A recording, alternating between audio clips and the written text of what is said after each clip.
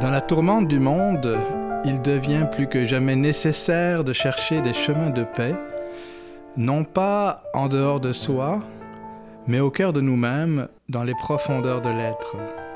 Et là, nous dit Simone Paco, quelles que soient les difficultés et les blessures de notre existence, nous pouvons être assurés qu'il y a toujours une issue de vie. C'est là qu'on est. Un balado propulsé par Zéphyr TV avec Stéphanie Bernier et Laurent Fontaine. Bonjour et bienvenue à chacun, chacune.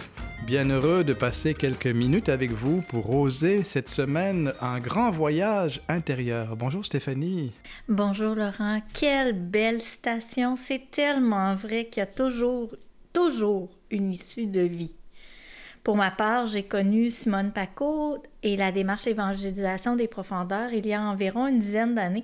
Est-ce que tu connais Simone Paco? Je dois être honnête, pas vraiment. Est-ce que tu peux nous la présenter en quelques mots? Paco était une avocate française. Elle est décédée il y a 5 ans. Cette femme a été une militante engagée dans la lutte contre le racisme et pour la paix entre les peuples, ce qui est très actuel. Mais elle est surtout connue pour avoir cherché à comprendre, à partir de sa propre vie, le rapport vital qui existe entre la psychologie et la foi. Sa démarche a donné naissance à l'évangélisation des profondeurs, une approche qui aide à faire l'unité en soi en faisant résonner ma propre vie au souffle de la parole de Dieu. Simone Paco a transmis son expérience à des centaines de personnes, des prêtres, des religieux, des laïcs. Elle a bâti une approche qui aide à identifier en soi les chemins de mort dans notre histoire personnelle, les identifier pour les quitter et choisir plutôt des chemins de vraie vie à la manière du Christ. Au Québec, il existe des dizaines de groupes de lecture de textes de Simone Paco et des sessions d'évangélisation des profondeurs. Et nous avons la chance aujourd'hui d'avoir avec nous Lucille Lanois, qui est responsable provinciale pour le parcours d'évangélisation des profondeurs. Ce parcours est proposé par le Centre Le Pèlerin en collaboration avec l'Association internationale Bethsada. Nous avons la chance que Lucille Lanois réside dans notre région de Granby. Elle anime des groupes de lecture, coordonne des sessions de ressourcement. D'ailleurs, si la démarche vous intrigue, une journée de ressourcement aura lieu très bientôt, le 26 mars, à Nicolet. Tu as vu ma misère, je suis en détresse. La douleur me ronge les yeux, j'ai perdu mes forces. Bonjour Lucille. Bonjour. Nous sommes très chanceux de pouvoir t'attraper comme ça quelques minutes. Depuis que tu es à la retraite, on dirait que tu n'as jamais été aussi engagée. Quand la folie passe.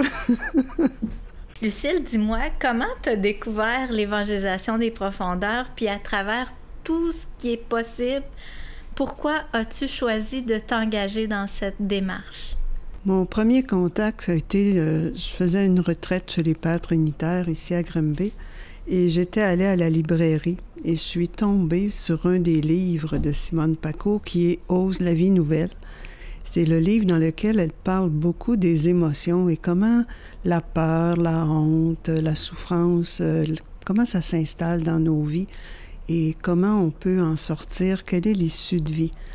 Alors, ça m'a mis en marche et en 2010, j'ai commencé avec des groupes de lecture. Ce qui m'accroche, moi, c'est vraiment la phrase que vous avez donnée tantôt. Il y a une issue de vie, quel que soit l'événement que nous avons à traverser.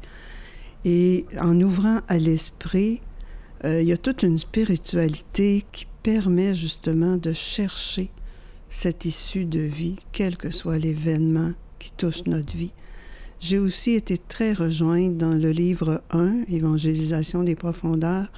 Elle écrit « À la fin de ma vie, il ne me sera pas demandé si j'ai été Gandhi ou Mère Teresa. Il me sera demandé est-ce que j'ai été Lucille dans tout l'être que Dieu a déposé en moi. » Et pour moi, ça m'a mis en route. Est-ce que tu peux nous dire quelques éléments, un peu les fondements de la démarche? De quoi est-ce qu'on parle quand on parle d'évangélisation des profondeurs? On parle d'une approche, d'une démarche qui amène à regarder comment faire l'unité avec notre corps, avec toute la psyché là, qui comprend l'intelligence, la volonté, le monde des émotions, et avec le cœur profond. Simone Paco, dans l'approche, ils ont vraiment développé toute cette notion du cœur profond, qui est le lieu sacré en chacun de nous, qu'on appelle souvent l'âme, et comment nos notions de Dieu, qui parfois sont des fausses notions, parce qu'on peut se tromper sur Dieu, on peut se tromper de Dieu, on peut se prendre pour Dieu, on peut se passer de Dieu. Comment retrouver le chemin qui nous mène vraiment vers la vie à laquelle on est appelé? Il me semble que les 5 grandes lois de vie sont super importantes. En tout cas, moi, je les ai dans mon bureau bien en vue. La 2e me parle particulièrement. Peux-tu nous les énumérer et nous les expliquer un petit peu? La première loi de vie, on parle de loi de vie. Maintenant, on utilise beaucoup le mot repère de vie. Choisis la vie. Alors, comment... C'est un ordre de vie que Dieu nous donne. On peut ne pas aimer les ordres, là, mais il y a comme un repère essentiel. Est-ce que dans les choix que je fais, je suis quelqu'un qui choisit la vie?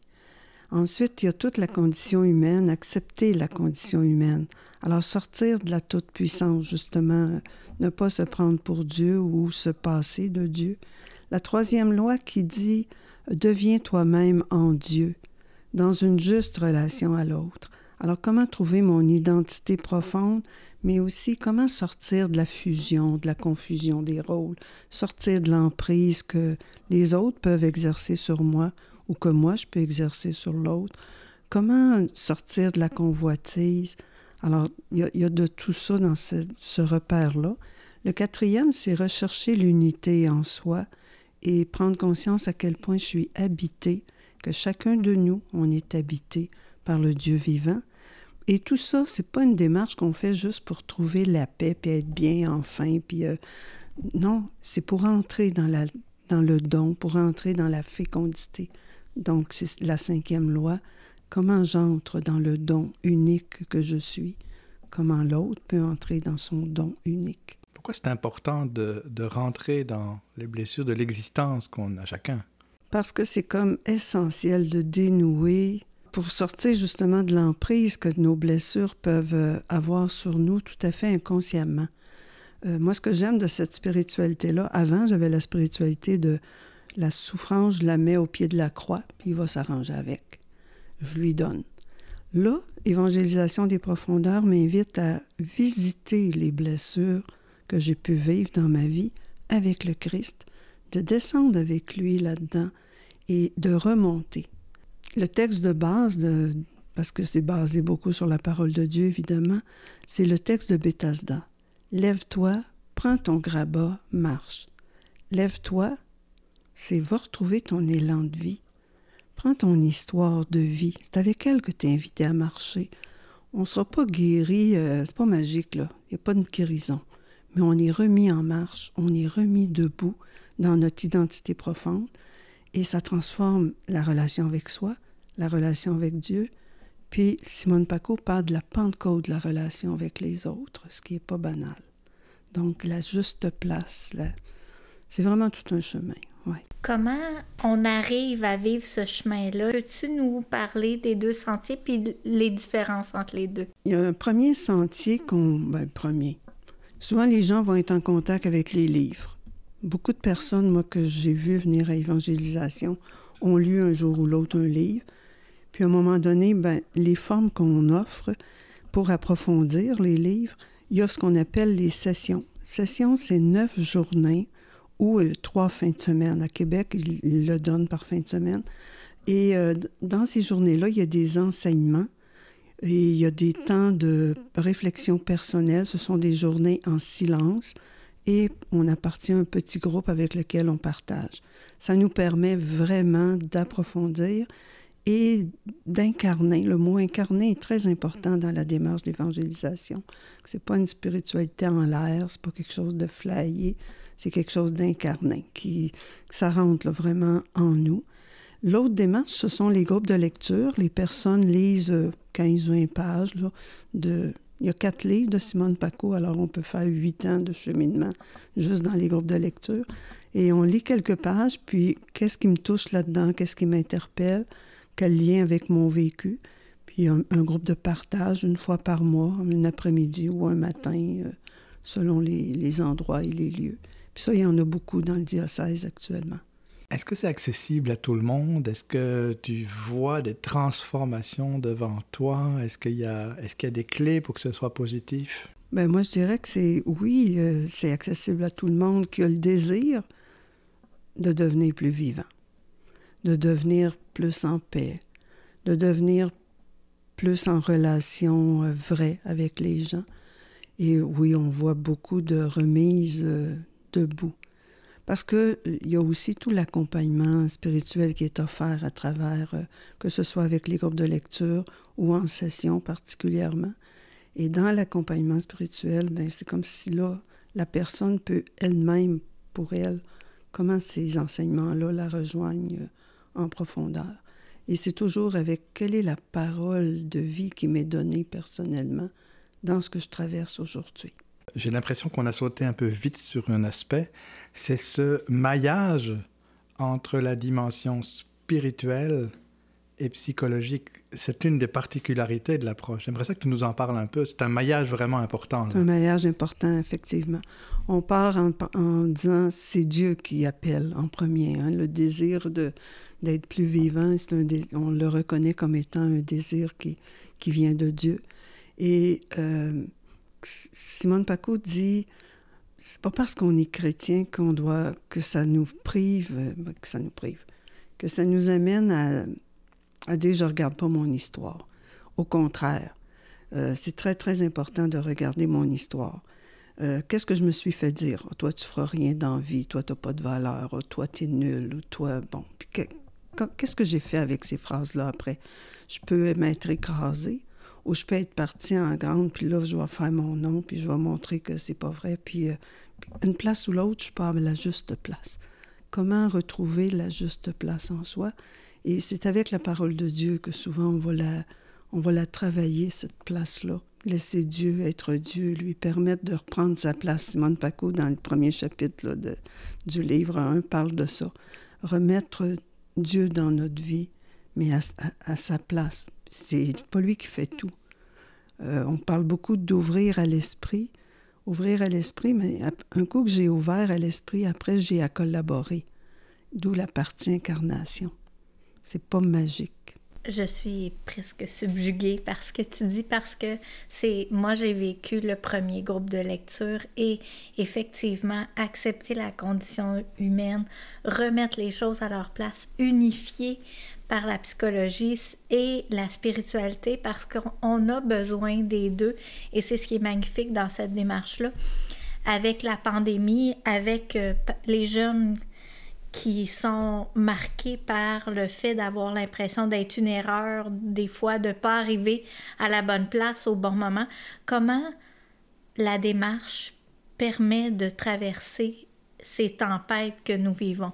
Au niveau de la pandémie, l'expérience qu'on a vécue, en tout cas en évangélisation des profondeurs, le Zoom nous a permis de poursuivre les groupes de lecture, donc a permis de rester en contact avec les lois de vie, justement, avec la parole de Dieu qui m'anime, avec quel petit pas pour plus de vie je peux poser. Ça, c'est vraiment au cœur de la démarche. On ne change pas notre vie, on ne donne pas un coup de pied sur notre vie, comme on dit. On y va vraiment, quel petit pas je peux faire aujourd'hui pour qu'il y ait plus de vie en moi, autour de moi, qu'il y ait plus de paix, là, si on regarde la situation actuelle. Alors, c'est vraiment de cet ordre-là. Alors, en concluant, je me pose la question si cette démarche-là interpelle nos auditeurs, nos auditrices, où ils peuvent trouver l'information pour commencer là où ils sont. Je dirais qu'en allant sur le site du centre Le Pèlerin, en cliquant Le Pèlerin Montréal ou Le Pèlerin Évangélisation des profondeurs, je peux laisser aussi mes coordonnées personnelles. Alors, on peut me rejoindre au téléphone au 450-375-3487. Dans notre diocèse, Lucille, Il y a des groupes dans quelle ville? Il y a des groupes à Sorel, Belleuil, Saint-Hyacinthe, Granby, Cowansville, Waterloo. Alors, ça veut dire que peu importe où je suis dans le diocèse, il y a un groupe près de chez moi. Oui. C'est génial, merci. Oui. Bien-aimé tu es, bien-aimé tu es. Unifier ma vie, unifier ma personne, dans un monde qui nous sollicite de toutes parts où tout va trop vite, on sent bien que cette unité intérieure, cet équilibre au fond, demande plus que jamais un vrai travail sur soi. Souvent, on vit notre vie comme en compartiments. Les choses que je fais pour ma foi et ma vie spirituelle, les choses que je fais pour entretenir mon corps et mon mental, les rendez-vous que je prends pour régler mes bébites, mes tensions intérieures, puis mon travail, ma famille, mes amis, d'un autre côté et on se sent désunifié. Et pourtant, tout ça tient ensemble. Simone Paco a eu cette intuition que tout trouve son unité en Dieu. Si j'ouvre mon cœur profond au souffle de l'Esprit, sa parole peut rejoindre les moindres recoins de mon être et me transformer. Et c'est précisément de cela que nous avons le plus besoin en ce moment. Des hommes, des femmes qui font ce chemin intérieur pour se laisser saisir par l'Esprit, pour vivre sous sa mouvance au cœur du monde en devenant des signes de l'immense tendresse de Dieu pour chacun de nous.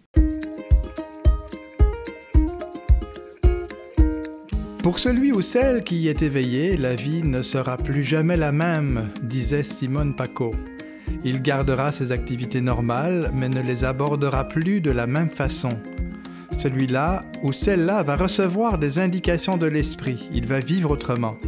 Dorénavant, le divin va entrer dans son humanité, sa terre deviendra la terre promise. C'est ce qu'avec Stéphanie et Lucie Lannoy nous vous souhaitons. Merci d'avoir été à l'écoute. Bonne semaine.